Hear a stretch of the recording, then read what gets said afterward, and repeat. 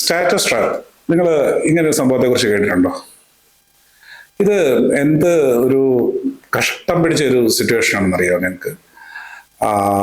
നമ്മൾ നമ്മുടെ ലൈഫിൽ ഉണ്ടായിട്ടുള്ള കുറച്ച് മോശം situations in the past, whether it's going to affect us while we choose a residence. കാരണം ഞാൻ പല പല പല വീഡിയോസിലും അല്ലെങ്കിൽ പല സിറ്റുവേഷൻസിലും പറഞ്ഞിട്ടുണ്ട് നിങ്ങളെപ്പോഴും പ്രാക്ടിക്കലി അല്ലെങ്കിൽ പർപ്പസ്ഫുൾ ആയിരിക്കണമെന്ന്. പക്ഷേ അതിന് പാരലായിട്ട് ഞാൻ കാണുന്ന പല NRIസിനും അല്ലെങ്കിൽ പല ഒരു ഓൺട്രപ്രണർ അല്ലെങ്കിൽ ജസ്റ്റ് ലോഞ്ച് ബിസിനസ്സിലൊക്കെ കുറച്ച് ലാഭമൊക്കെ ഉണ്ടാക്കുന്ന ചെറുപ്പക്കാരുടെയൊക്കെ ഒരു കാര്യം പറഞ്ഞു കഴിഞ്ഞാൽ ഇവരൊക്കെ ഇവരുടെ പാസ്റ്റിൽ കുറച്ച് മോശം സിറ്റുവേഷൻസ് എക്സ്പീരിയൻസ് ചെയ്തിട്ടുണ്ടായിരിക്കും. മേ ബി ഒരു എന്താ പറയണ്ടേ, ഒരു നല്ല വീടിൻ്റെ ബുദ്ധിമുട്ടോ അല്ലെങ്കിൽ തങ്ങളുടെ ഫ്രണ്ട്സിനെ തങ്ങളുടെ വീട്ടിലേക്ക് വെൽക്കമിങ് ചെയ്യാൻ പറ്റാത്ത ഒരു ഇൻഫ്രാഡ് അല്ലെങ്കിൽ അതിന് മാത്രമുള്ള ഫെസിലിറ്റീസ് അതിനുള്ള വീടുകളില്ലാത്തതിന്റെ ബുദ്ധിമുട്ടോ അല്ലെങ്കിൽ മറ്റ് വീടുകളിലൊക്കെ പോയിട്ട് ഇപ്പം ഇന്നത്തെ കാലത്ത് ഈ ടെലിവിഷന്റെ ഒന്നും പ്രശ്നങ്ങളില്ല, ബട്ട് മേ ബി അങ്ങനൊരു ഒരു ടെലിവിഷൻ പോലും കാണണ്ട അല്ലെങ്കിൽ അവരെ ഡിപ്പെൻഡ് ചെയ്ത് പല സംഭവങ്ങൾ ഉപയോഗിക്കേണ്ടി വന്നതായിട്ട് എന്തൊക്കെയുള്ള എൻ്റെ ഒരു ബുദ്ധിമുട്ട്. They just want to make up this in that particular neighborhood. അതായത് അവരെവിടാണോ ഡെവലപ്പ് ചെയ്ത് വന്നത് ആ സ്ഥലത്ത് ഇൻവെസ്റ്റ് ചെയ്ത് നാട്ടുകാരെ കാണിച്ച് താങ്കളുടെ ജാടയ്ക്ക് അല്ലെങ്കിൽ താങ്കളുടെ ആ ഒരു സ്റ്റാറ്റസ് മാറി എന്ന് കാണിക്കാനായിട്ട് ഇൻവെസ്റ്റ് ചെയ്ത് കൊടുങ്ങുന്ന, ഐ ഷുഡ് സേ ഒരു എൻറ്റയർ റിയൽ എസ്റ്റേറ്റ് മാർക്കറ്റിന്റെ നല്ലൊരു നിഷ്. Maybe more than 10 to 15% of people still invest in their local or the countryside simply because of this situation. കേരളത്തില് കാരണം അവർക്ക് ആ ഡെവലപ്പ് ചെയ്ത് വന്ന അവരനുഭവിച്ചിട്ടുള്ള പ്രയാസങ്ങളെ ഒന്ന് മറ്റുള്ളവരിൽ we have developed so much എന്നുള്ളത് കാണിക്കാനായിട്ട് definitely they make big mansions in this village side and all. And possibly what happens is that ഞാൻ ഇതിനു മുമ്പൊക്കെ പലപ്പോഴും പറഞ്ഞിട്ടുള്ള പോലെ തന്നെ ഈ പറഞ്ഞ പല വീടുകളിലും അല്ലെങ്കിൽ ഇതുപോലുള്ള വലിയ വീടുകളിൽ പലയിടത്തും ഒന്നല്ലെങ്കിൽ അച്ഛനും അമ്മയും മാത്രം കാണും, അല്ലെങ്കിൽ പല വീടുകളിലും അമ്മ മാത്രമായിട്ട് താമസിക്കുന്നുണ്ടായിരിക്കും. അപ്പൊ ഇതിന്റെ ഇൻഫ്രെയിം ഇതിന്റെ മെയിൻ്റനൻസും കാര്യങ്ങളും ഒക്കെ ബുദ്ധിമുട്ട് ഒരു സൈഡിൽ കിടക്കുന്നു.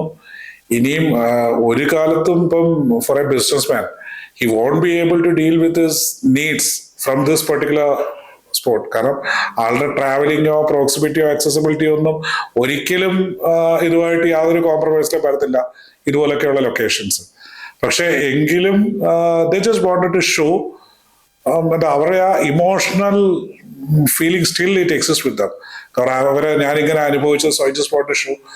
അപ്പം ഞാൻ it's okay fine, I can understand. കാരണം ഇങ്ങനെ അനുഭവിച്ചിട്ടുള്ളവർ ഇപ്പൊ നമുക്കും കാണും ഇതുപോലുള്ള ഒരു ഇച്ചിങ് സൈഡ് ഓഫ് പാസ്റ്റ്. അപ്പൊ ഈ ഇച്ചിങ് സൈഡ് ഓഫ് പാസ്റ്റ് നമുക്ക് ഉണ്ടെങ്കിൽ പോലും definitely we should think practically. I should say നമ്മൾ പ്രാക്ടിക്കലി എന്തുകൊണ്ട് ഇതിനെക്കുറിച്ച് ചിന്തിച്ചില്ല എന്നുണ്ടെങ്കിൽ വാട്ട് ഹാപ്പൻസ് ഇസ് ദാറ്റ്, ഞാൻ ഇതിനു മുമ്പ് പറഞ്ഞ എൻ്റെ ഒരു കൂട്ടുകാരന്റെ കഥ തന്നെ പറയാം.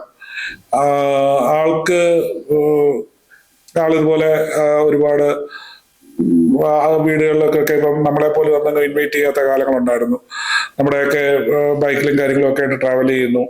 എവിടെയെങ്കിലും പോകണമെങ്കിലുള്ള ഫെസിലിറ്റീസ് ഒക്കെ തന്നെ ട്രാവലിംഗിന് എന്ത് വേണമെങ്കിലും മറ്റുള്ളവരെ ഡിപ്പെൻഡ് ചെയ്തു എന്നൊക്കെ പറഞ്ഞ് he join four A particular എന്താ പറയുക ഒരു കമ്മീഷൻ ബേസിസിലൊക്കെ ജോലി ചെയ്യുന്ന ഒരു സ്ഥാപനത്തിൽ ആദ്യം ആൾ ജോലിക്ക് കയറുന്നു. And you started making little കുറച്ചായിട്ടുള്ള ഫിനാൻഷ്യൽ അല്ലെങ്കിൽ കുറച്ച് സ്റ്റെബിലിറ്റി ഒക്കെ വന്നു തുടങ്ങുന്നു. And finally this fellow wanted to build his first home. അന്ന് നമ്മൾ പറഞ്ഞു, you're doing good, നീ നന്നായിട്ട് ചെയ്യുന്നുണ്ട്. കാരണം ഈ റിയൽ എസ്റ്റേറ്റിൽ നിൽക്കുന്ന കാലം കൂടെ ആയിരുന്നതുകൊണ്ട് ഞാൻ നാളുകളിൽ പ്രത്യേകം പറഞ്ഞു, എടാ നീ നന്നായിട്ട്, because you have started making money, it's okay. The first thing is that നീ ആദ്യം കുറെ you should make money first of all. അതിൽ ഫോക്കസ് ചെയ്യ് and never focus on your feelings.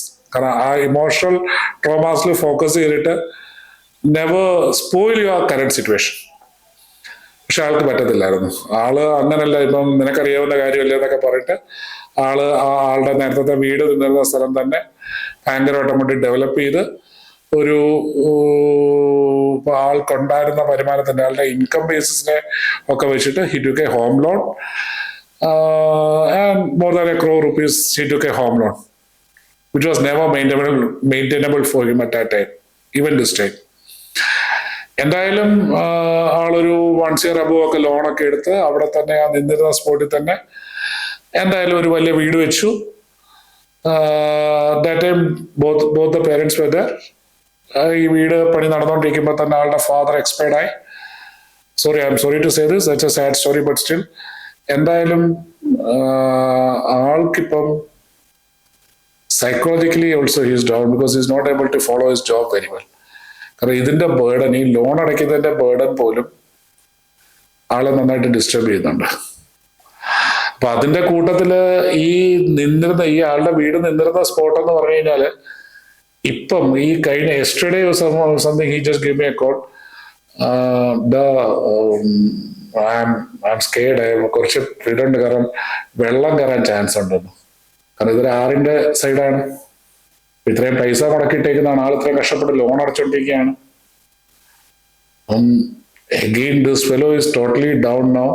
ഇത്രയും കഷ്ടപ്പെട്ട് വീട് വെച്ചു, നാട്ടുകാരെയൊക്കെ കാണിച്ചു, പക്ഷെ ഒരു സൈഡില് ഇൻകം സ്റ്റാർട്ട് ചെയ്ത് വന്ന ഒരു മൊമെന്റിൽ ആളിങ്ങനെ എന്താ പറയുക കയറി വരുന്ന ഒരു സമയത്ത് ഒരു ഓവർ വെയിറ്റ് കൊടുത്ത് തന്റെ മനസമാധാനം കളഞ്ഞു ഫസ്റ്റ് ഓഫ് ഓൾ.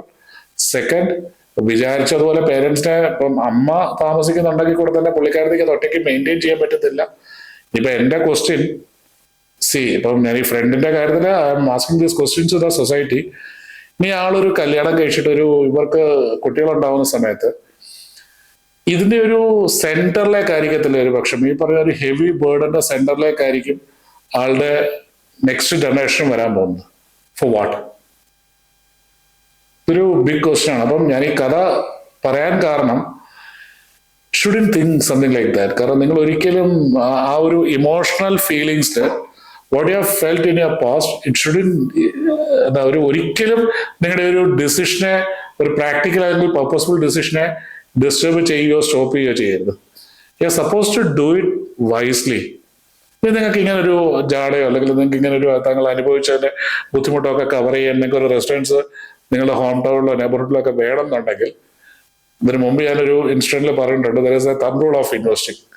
നിങ്ങൾക്കൊരു 1:3 liquidation possibility of your total financial side if it is there. അതായത് നിങ്ങൾക്കൊരു 3 times more money if you have got in your hand so that you can invest and build a big mansion for this one part of the total amount or the total finance what you have got, you go for it, no issues. കാരണം നിങ്ങളുടെ basic നീഡ്സിനെ ഒന്നും ഒരിക്കലും it's not going to disturb. നിങ്ങളുടെ peace of മൈൻഡിനെ ഒരിക്കലും disturb ചെയ്തില്ല. So that's a piece of advice for someone. കാരണം ഇങ്ങനെ ഒരു ഇമോഷണൽ ട്രോമയ്ക്ക് ഒരിക്കലും you should never get into. Thank you.